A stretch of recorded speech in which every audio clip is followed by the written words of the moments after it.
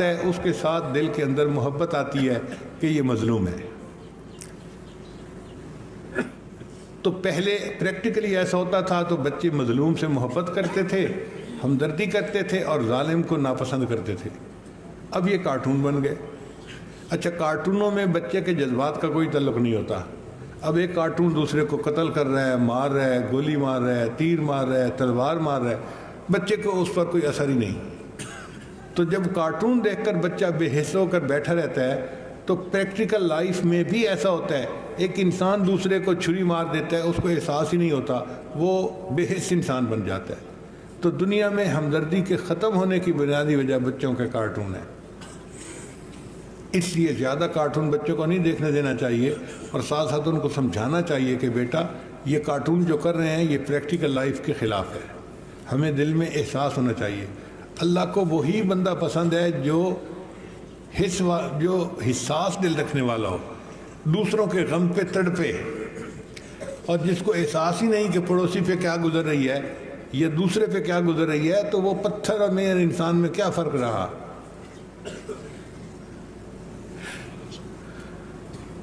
ہم کالج میں پڑھتے تھے تو ایک انگریزی کے مضمون تھا کہ کتنی سائنسی ترقی ہوگی اور آنے والے دور میں کیسے کیسے روبوٹ بنیں گے. یہ بی ایس سی میں انگلش کے مضمون میں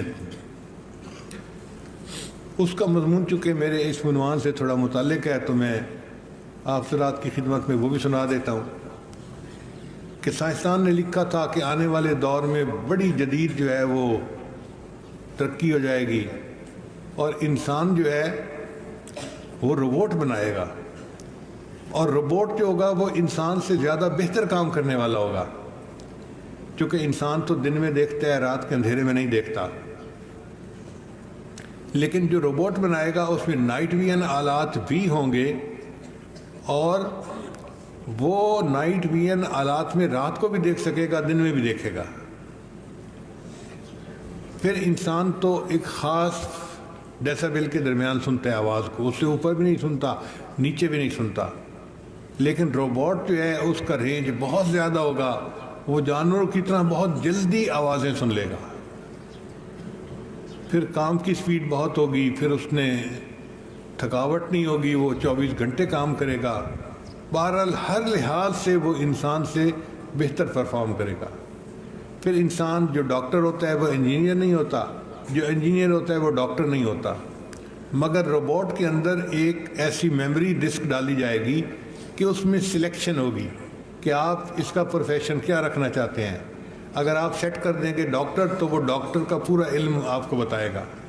اگر آپ سلیکٹ کر لیں گے کہ یہ انجینئر ہے تو وہ انجینئر کا علم دکھائے گا. تو اس کے بتانے کا مقصد یہ تھا کہ وہ انسان سے ہر حال میں ہر چیز میں بہتر ہوگا. تو اس نے لکھا کہ پھر جو ہے یہ بنانے والا بندہ خواب میں اللہ کے سامنے پیش ہوتا ہے اور عرض کرتا ہے کہ یا اللہ آپ نے انسان کو بنایا اور میں نے روبوٹ بنایا, مگر میرا روبوٹ آپ کے انسان سے زیادہ بہتر. اللہ فرمائیں گے وہ کیسے؟ یا اللہ آپ کے انسان کو دن میں نظر آتا ہے, رات کے اندھیرے میں نہیں آتا. روبوٹ دن میں بھی دیکھتا ہے, رات میں بھی دیکھتا ہے. آپ کا انسان اس رینج کے اندر سنتا ہے, نہ اوپر نہ نیچے. میرا روبوٹ اس سے زیادہ رینج میں سنتا ہے. پھر آپ کے انسان کو 5 زبانیں آتی ہیں اور میرے اس روبوٹ کو دنیا کی 100 سے زیادہ جو ہے وہ زبانیں مکمل آتی ہیں. پھر آپ کا انسان یا انجینئر ہے یا ڈاکٹر ہے یا عالم ہے. میرا یہ روبوٹ ایسا ہے کہ جو سلیکٹ کر لیں یہ وہی بن جاتا ہے. تو وہ اللہ کے سامنے کہے گا کہ میرا روبوٹ آپ کے بنے ہوئے انسان سے ہر اعتبار سے اچھا ہے. اللہ فرمائیں گے اچھا پھر مجھے دکھاؤ یہ کرتے کیا ہیں. تو وہ بندہ 2-3 روبوٹ مشینیں لائے گا اور ان کے بٹن آن کر دے گا اور وہ ہاتھ ہلانا شروع کر دیں گے, چلنا شروع کر دیں گے. جب یہ 2-3 مشینیں چل رہی ہوں گی نا تو اچانک ان میں سے ایک مشین کی شافٹ جو ہے وہ ٹوٹ جائے گی اور ٹھک کر کے وہ کھڑا ہو جائے گا. باقی چلتے رہیں گے, ان کو پرواہ نہیں ہوگی. اللہ پوچھیں گے تو نے دیکھا؟ یا اللہ ایک کے اندر فالٹ آ گیا, وہ بند ہو گئی ہے, لیکن باقی روبوٹ تو چل رہے ہیں نا. اللہ فرمائیں گے اچھا اب ذرا میرے بندے کو بھی دیکھ.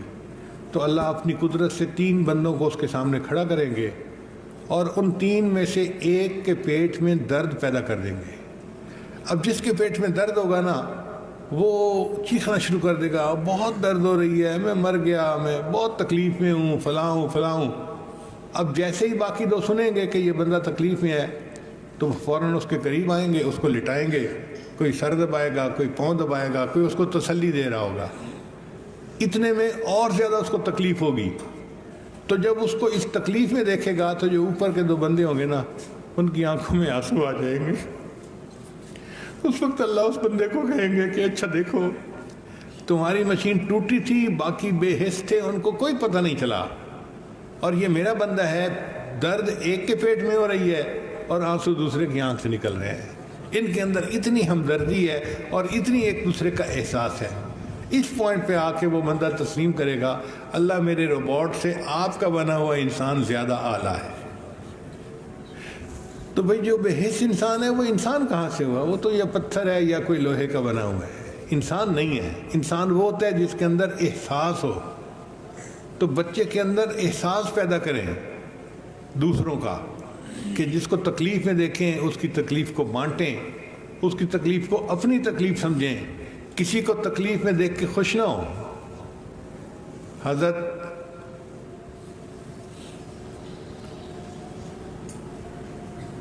خواجہ غلام فرماتے ہیں کہ دشمن مرے خوشی نہ کریے تے سجنا بھی مر جانا. بھئی ہم کسی کی تکلیف پہ کیا خوشیاں منائیں, کیا ہم نے نہیں مرنا؟ تو احساس کا ہونا بچے کے اندر یہ بڑا ضروری ہے. ورنہ تو آج گھروں میں یہ حال ہے کہ بہن بخار میں ہوتی ہے, بھائی اس کا حال نہیں پوچھتا, بھائی بخار کی حالت میں ہوتا ہے, بہن حال نہیں پوچھتی. ایک ماں باپ کے بچے ہیں, ایک گھر میں رہتے ہیں, آپس میں دلوں میں اتنے فاصلے آ چکے ہیں. تو ہم بچے کی تربیت کریں, اس کے اندر یہ احساس پیدا کریں, ایسی آپس میں محبت ہو کہ ہمارا گھر جو ہے نا وہ جنت کا نمونہ بن جائے. جنت تو نہیں بن سکتی چونکہ جنت تو بہت ہی اعلیٰ جگہ ہے, مگر کم از کم دلوں میں سکون ہو تو جنت کا نمونہ ضرور گھر بن سکتا ہے. اور ہم نے دیکھا ہے کہ دیندار لوگوں کے گھروں میں ایسے جنت ہی کا نمونہ ہوتا ہے. پھر ایک بات اور کہ ماں بچے کو کلیئر بتائے کہ بیٹا سچ بولنا ہے اور جھوٹ سے پرہیز کرنا ہے, اور اس پہ کوئی کمپرومائز نہیں. بچے کو بتائیں کہ تیری ہر غلطی معاف ہو سکتی ہے, لیکن اگر تم نے جھوٹ بولا تو یہ معاف نہیں ہوگی, پھر سزا ہوگی. تاکہ بچے کو کلیئر پتہ چل جائے کہ جھوٹ بولنا بہت بڑا گناہ ہوتا ہے. نبی اسلام نے ارشاد فرمایا مومن سب کچھ ہو سکتا ہے, مومن جھوٹا نہیں ہو سکتا. ہم بچے کے دل میں سچ کی اہمیت کو بٹھائیں گے تو پھر بچہ سچ بولنے کی عادت کو اپنائے گا.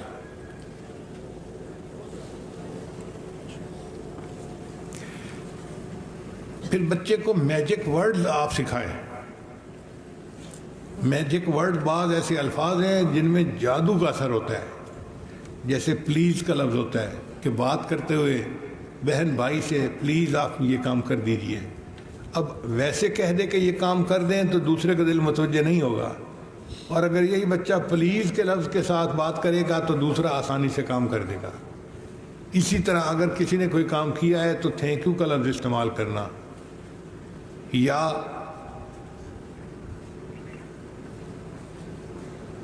سوری کا لفظ استعمال کرنا. ہم نے دیکھا ہے کہ ہمارے بچوں کو سوری کہنے کی عادت ہی نہیں ہوتی. غلطی بھی کرتے ہیں تو سوری نہیں کرتے, کیونکہ ماں باپ نے عادت ہی نہیں ڈالی ہوتی. ان کے ساتھ جتنا مرضی بھلا کر لو, تھینک یو کا لفظ ان کی زبان سے نکلتا ہی نہیں ہے, ماں باپ نے سکھایا نہیں ہوتا. آپ انگریز ماحول میں جائیں, کوئی بات کریں ٹھک سے آگے سے بچہ تھینک یو کہے گا, thank you thank you thank you. ماں نے سکھایا ہوا ہے. اور ہمارے ہاں بڑا بھائی چھوٹے کے لیے جتنا مرضی قربانی کر لے, باپ بن کے اس کو پالے, چھوٹی سی کہیں غلطی ہوگی نا تو چھوٹا بھائی اعتراض تو فوراً کر دے گا, بڑے بھائی کو تھینک یو نہیں کہے گا. آپ نے ہمارے یہاں کسی بچے کو دیکھا جو ماں باپ کو تھینک یو کہہ رہا ہو؟ तसव्वुर ही नहीं है। हालांकि तालीमात हमारी थी। फरमाया गया मल्लम यशकुरिन्नास लम यशकुरिल्लाह, जो इंसानों का शुक्र अदा नहीं करता वो अल्लाह का भी शुक्र अदा नहीं कर सकता। मगर हमें आदत ही नहीं होती शुक्रिया अदा करने की, और काफिरों ने इस आदत को अपनाया हुआ है। इसी तरह सुब्हान अल्लाह, अल्हम्दुलिल्लाह, ये अल्फाज मैजिक वर्ड्स हैं। इन अल्फाज को बोलें और अल्लाह का जिक्र मोहब्बत के साथ करें ताकि अल्लाह ताला के मकबूल बंदे बन जाएं। और इन सब का लुब-ए-लबाब ये है कि अपने बच्चे को सुन्नत की तालीम दें। जिस बच्चे को सुन्नत के साथ इश्क हो गया वो ज़िंदगी में कामयाब हो गया। और ये माँ के सिखाने की बात होती है। बच्चे तो मोल्टन मेटल की तरह होते हैं। मोल्टन मेटल कहते हैं पिघली हुई धात। तांबा पिघला हुआ होता है ना, उसको आप अगर एक फरमे में डाल दें तो गिलास बन जाता है, दूसरे में डाल दें तो प्याला बन जाता है, तीसरे में डाल दें तो प्लेट बन जाती है। बच्चा भी पिघली हुई धात की मानद है, मोल्टन मेटल की मानद है। अब किस सांचे में डालना है ये माँ बाप की जिम्मेदारी है। हम उसे नेकी के सांचे में डालेंगे, सुन्नत के सांचे में डालेंगे तो ये बच्चा वक्त का वली बन जाएगा और अल्लाह का मुकर्रम बंदा बन जाएगा। मेरे छोटे बेटे सैफुल्लाह का एक बेटा है, उसका नाम है मोहम्मद सरमद। तो एक दिन छोटा था, बच्चा था, बहुत छोटा बच्चा था, रो रहा था। अच्छा, बच्चों के रोने के बारे में कुछ मैं बहुत ही सेंसिटिव सा हूँ, मुझे पसंद नहीं है बच्चे क्यों रोएं। तो मैं घर वालों पे सख्ती करता हूँ कि बच्चे को रोने नहीं देना।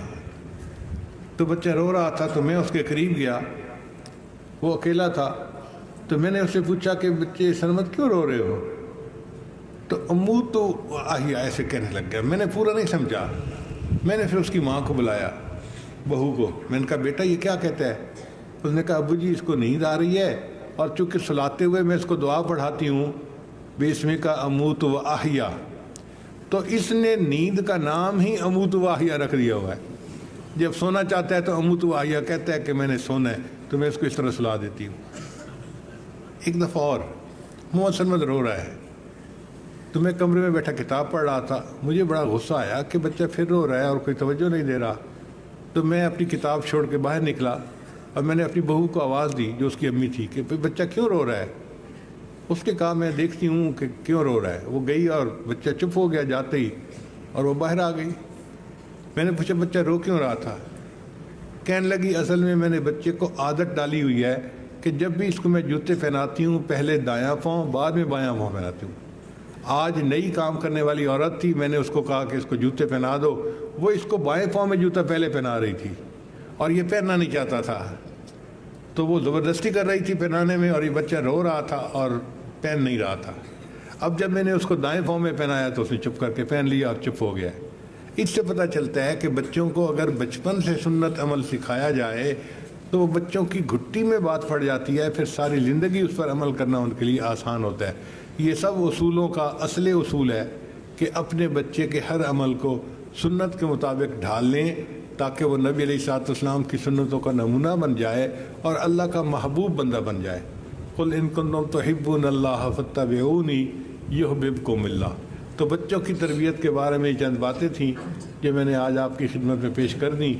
दुआ है अल्लाह हमारी भी अच्छी तरबियत फरमाए और हमारे औलाद की भी अच्छी तरबियत फरमाए और हमें माशरे का एक अच्छा फ़र्द बनकर ज़िंदगी गुजारने की तौफ़ीक़ अता फरमाए।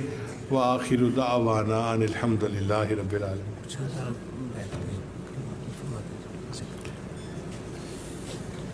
दुआ से पहले हम तौबा के कलिमात पढ़ लेंगे। अगर ये आवाज़ ख़वातीन तक जा रही है तो वो भी तौबा के कलिमात पढ़ के अमल में शरीक हो जाएँ। सच्चे दिल के साथ पढ़िए बिस्मिल्लाहिर्रहमानिर्रहीम। वीडियो के नीचे सब्सक्राइब के बटन पर क्लिक करें, बेल के आइकॉन पर क्लिक कीजिए ताकि हर नई वीडियो की नोटिफिकेशन आपको मिल जाए, और थम्स अप का बटन दबाकर इस वीडियो को लाइक करें।